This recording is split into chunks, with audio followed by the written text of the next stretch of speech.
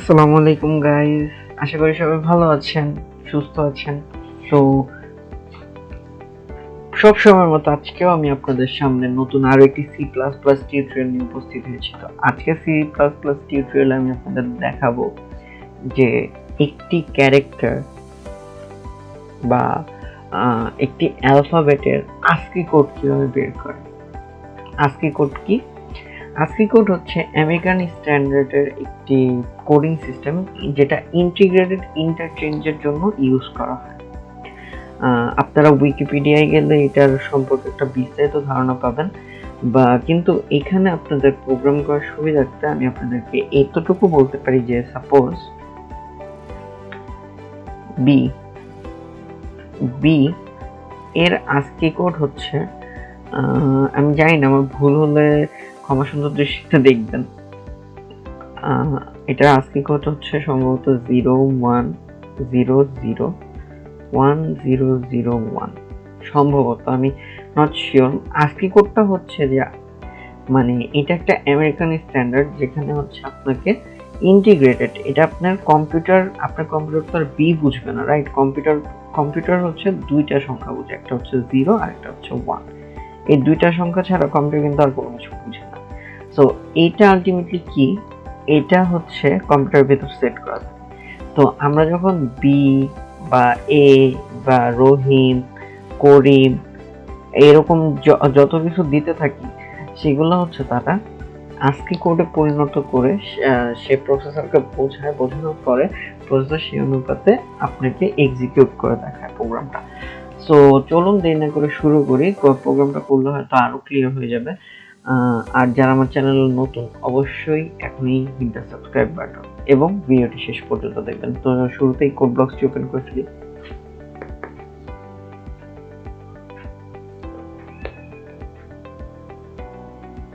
ওকে, so create new project থেকে configuration C++।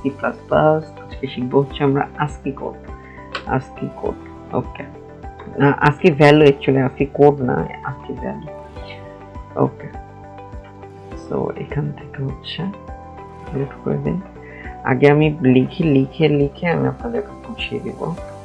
Good, তারপরে bits/stdc++। ওকে, তাই এন্টার প্লাস করলে আপনার ডাবল চলে আসে, এটা একটা পেইন একটা জিনিস, বাট হোপফুলি এটা চলে যাবে কোন এক সময়। নেমস্পেস std মেইন,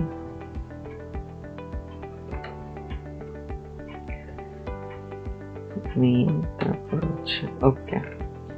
সো এখানে আমরা কি ইউজ করব? ASCII code character, right? এটা জানা কথা, ক্যারেক্টার। তো আমরা যে ক্যারেক্টারটা বাইর করব, সো ক্যারেক্টারের জন্য ক্যারেক্টারের ভেরিয়েবল কি c, রাইট? ক্যারেক্টার তো কিওয়ার্ড আর c হচ্ছে ভেরিয়েবল। সো c, তারপর হচ্ছে c আউট এর পরে হচ্ছে সে আমাদেরকে কি দেখাবে, সে দেখাবে হচ্ছে এন্টার ক্যারেক্টার দিয়ে সে বসে থাকবে।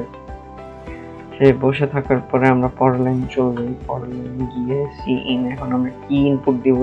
এই ক্যারেক্টারটা ইনপুট দেওয়ার পরে এখন সি আউটে সে কি দেখাবে? সি আউটে দেখাবে হচ্ছে ASCII ভ্যালু।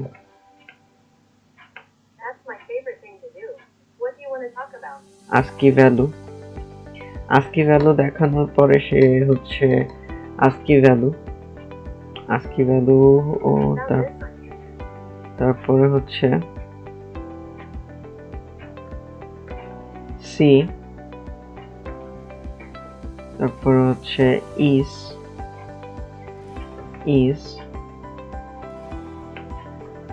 তারপরে হচ্ছে ইসটা হচ্ছে ক্লোজ করে দিতে হবে। ইসটা ক্লোজ করে দেওয়ার পরে হচ্ছে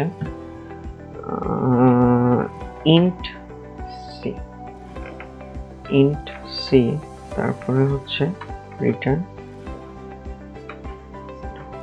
ওকে, সো কম্পাইল করি।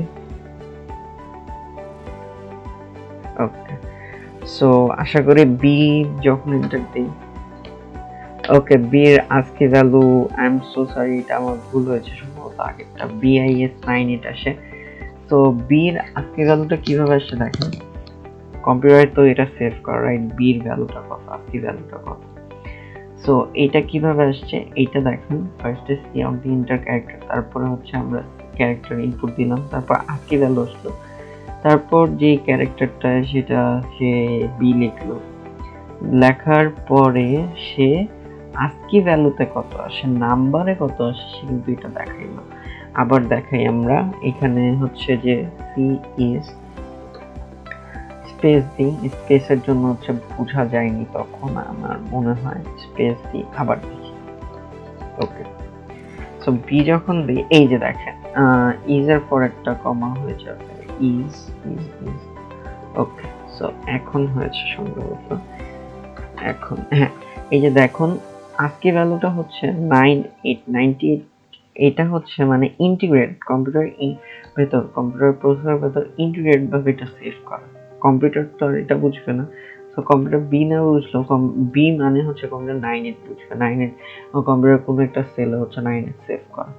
সো সেম ভাবে যদি আমরা এর জন্য দেখি, এ হচ্ছে 97, তারপরে যদি আমরা এফ এর জন্য দেখি, এফ হচ্ছে 102।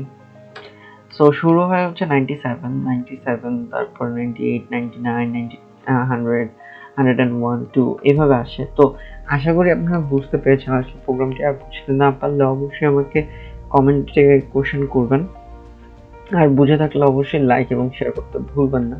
তো আজকে এই পর্যন্তই, পরবর্তী নতুন আরো একটি সি প্লাস প্লাস টিউটোরিয়াল নিয়ে আপনাদের সামনে খুব শীঘ্রই হাজির হবো। সেই পর্যন্ত ভালো থাকবেন, সুস্থ থাকবেন, খোদা হাফেজ।